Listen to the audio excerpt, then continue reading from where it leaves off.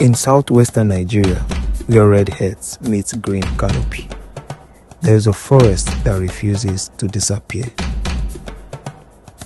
On the outskirts of Osogbo, beyond concrete blocks and corrugated roofs, beyond traffic and electric poles, the air changes. It cools, it thickens, it remembers. This is the Osun-Osogbo Sacred Grove. 75 hectares of primary forest, surviving in a country where forests have fallen to farms, highways, and hunger. But this is not simply ecology. This is theology rooted in soil.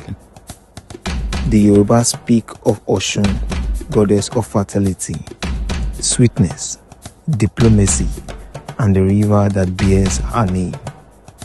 She is not abstract, she flows.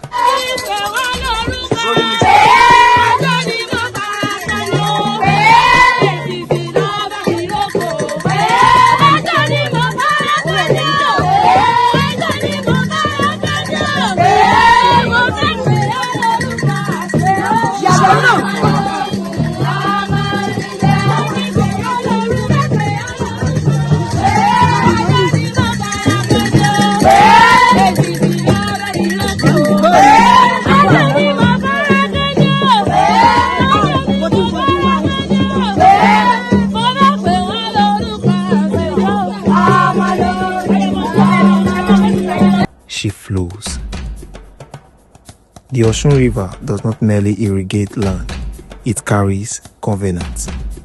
The legend tells of Olutime, the elephant hunter, leading settlers into this region centuries ago.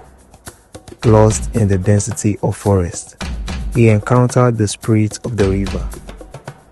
The goddess spoke, "Protect my grove and I will protect your people." It was not conquest, it was negotiation.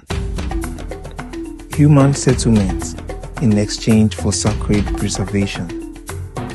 In a world now dominated by extraction, this was an agreement of restraint.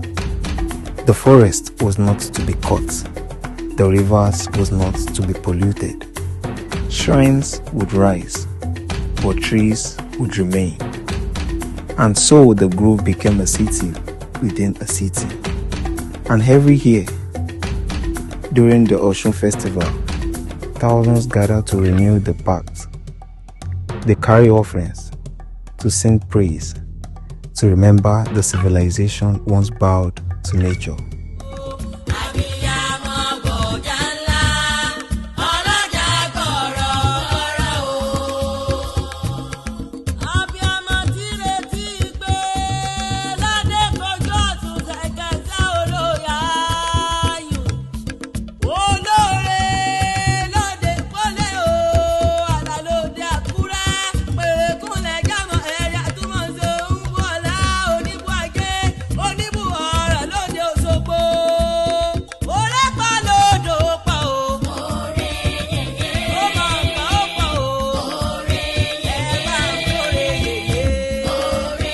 But the question presses quietly beneath the ritual. Can a sacred forest survive modern Nigeria? The Austrian priestess. By the mid-20th century, the grove was thinning. Colonial rule had reshaped belief system. Missionary Christianity labeled indigenous worship as primitive. Urbanization crept closer. Sacredness began to look inconvenient. And then, unexpectedly, help arrived from Europe. Not as governor, not as missionary, but as devotee.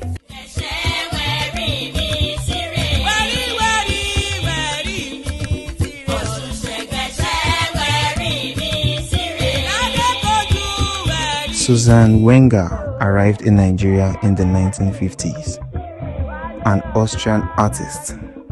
She did not come to convert, she came to belong.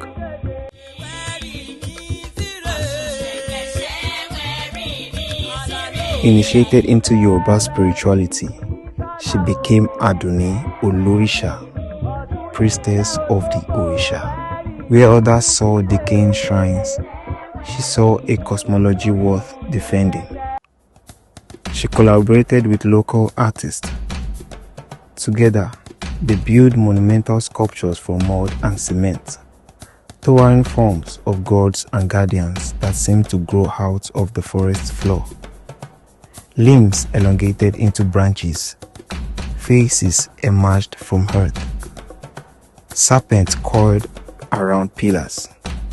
These were not museum pieces, they were declarations. Declarations that art could be resistance. But tension followed. Was this revival authentic, or was it reinterpretation? Was the grove being preserved or reimagined? Critics argued that the sculptures were modern invention layered onto ancient belief. Supporters argued that tradition has always evolved. The Yoruba worldview has never been static. It adapts, it absorbs, it survives. Not ancient versus modern, but ancient within modern. And yet, even as the heart rose from the soil, threats gathered beyond the trees. Does modern Nigeria still protect spirit? In 2005, the grove was designated a UNESCO World Heritage Site. International recognition, global validation, but heritage status does not guarantee protection. Urban encroachment inches closer. Plastic waste floats in sections of the river. Religious extremism grows louder, dismissing the grove as idolatry, incompatible with monotheism. The tension is no longer colonial, it is internal. Can a modern state respect pre-colonial spirituality without embarrassment? Can economic development coexist with sacred ecology? Or must one consume the other? The Osun River still moves. Pilgrims still gather. Drums still echo through the forest canopy. But sacredness requires guardians. It requires belief strong enough to resist bulldozers. If the forest falls, what else falls with it? Language, ritual, identity. A nation that forgets its spiritual architecture risks becoming structurally hollow. The grove is more than trees. It is a test. A test of whether Nigeria can value its pre-colonial soul in a digital age. Because once a sacred forest becomes a real estate, there is no ritual powerful enough to restore it. The goddess flows still. The question is whether our people still listen.